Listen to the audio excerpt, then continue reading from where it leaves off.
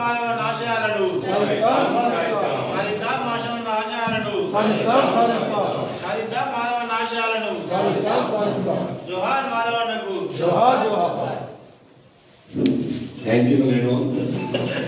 అలాగే వాళ్ళ కుటుంబ సభ్యులకు ఏదైతే అఖ్తర్ మొయినుద్దీన్ అన్సారీ ట్రస్ట్ ఏదైతే ట్రస్ట్ ఉందో దాని తరఫు నుంచి జరిపినందుకు వారందరికీ కూడా ధన్యవాదాలు తెలుపుతున్నాం. అఖ్తర్ మొయినుద్దీన్ అన్సారీ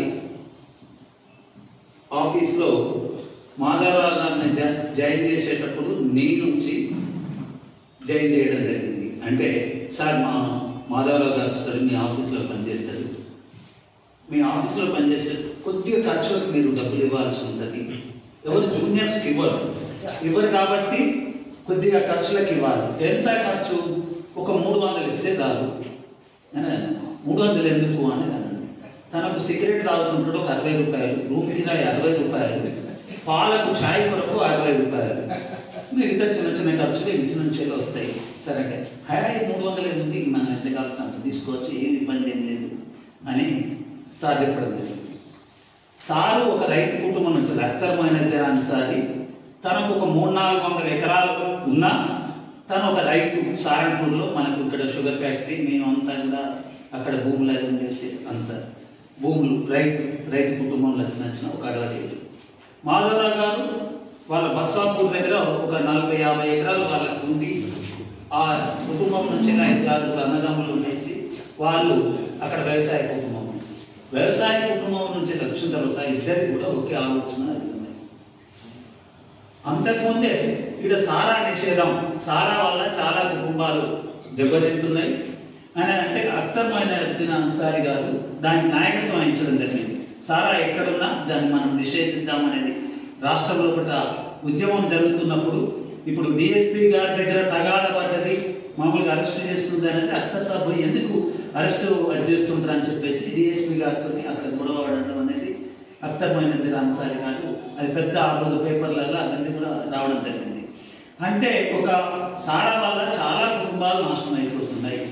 ఎవడైతే శ్రమ చేస్తుండో వాళ్ళంతా ఇబ్బంది పడుతుండ్రు, వాళ్ళు భార్యా పిల్లలను పోషించుకునేది పోయేసి ఆ కుటుంబాన్ని అంత ఇబ్బందులు పాలు చేస్తుంది కాబట్టి ఆరోగ్యం దెబ్బతింటుంది కాబట్టి దాన్ని నిషేధించాలని మూమెంట్ ఏదైతుందో దాంట్లో అఖ్తర్ మొయినుద్దీన్ అన్సారీ గారు ముందుండి మాతో అందరితో కూడా నడిపించడం అనేది జరిగింది.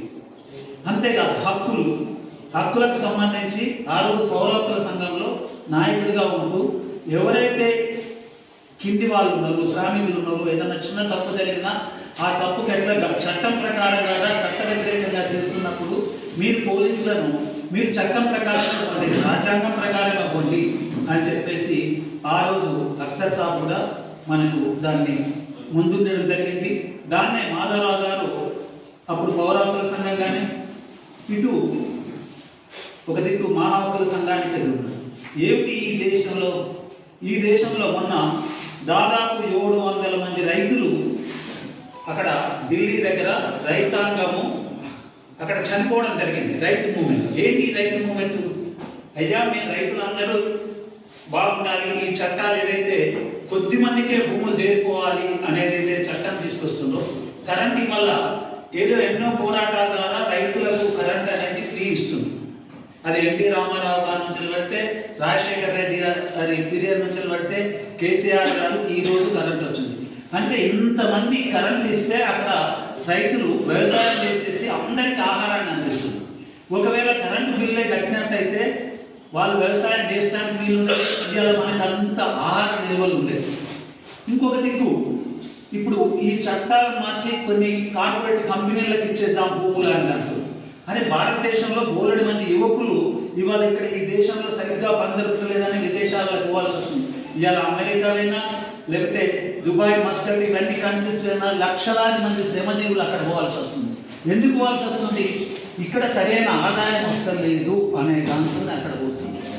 అంటే ఇది పోకుండా మనకేమైనా తక్కువన్నాయా? మనకు నదులు ఉన్నాయి, భూములు ఉన్నాయి, మంచి సైంటిస్టులు ఉన్నారు, మంచి మంచి పనిచేసే శ్రమ చేసే వాళ్ళు ఉన్నారు. ఇవన్నీ రావాలి.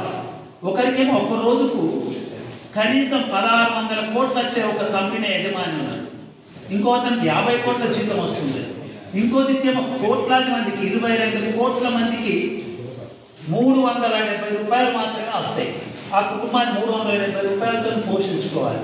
ఎక్కడ పోషించుకోగలుగుతారు? నీకు ఒక దిక్కేమో ఉన్న వాళ్ళంతా పెరిగిపోతుంది, లేని వాళ్ళంతా ఇక్కడ శ్రమ కొరకు పని దొరకకుండా ఉంటుంది. అయితే దీన్ని మార్చాలన్నదే వీళ్ళిద్దరు లక్ష్యం. అఖ్తర్ మొయినుద్దీన్ అన్సారీ భావన కానీ, బొర్రపాటి మాధవరావు గారి భావన కానీ, అయ్యో కొద్దిగా తగ్గించేసి అందరికీ ఒక సమానంగా బతికే అవకాశాలు కల్పించాలి. ఏదైనా ఉంటే చట్టం ప్రకారం మీరు ఏదైనా చర్యలు ఉంటే పొరపాటు జరిగితే చట్టమే అడ్డుపడాలి. రాజ్యాంగం ప్రకారం ఇక్కడ అందరి భారతదేశంలో ఉండే వాళ్ళందరూ కూడా ఆ రాజ్యాంగం ప్రకారం జీవించాలి అనేది వస్తుంది.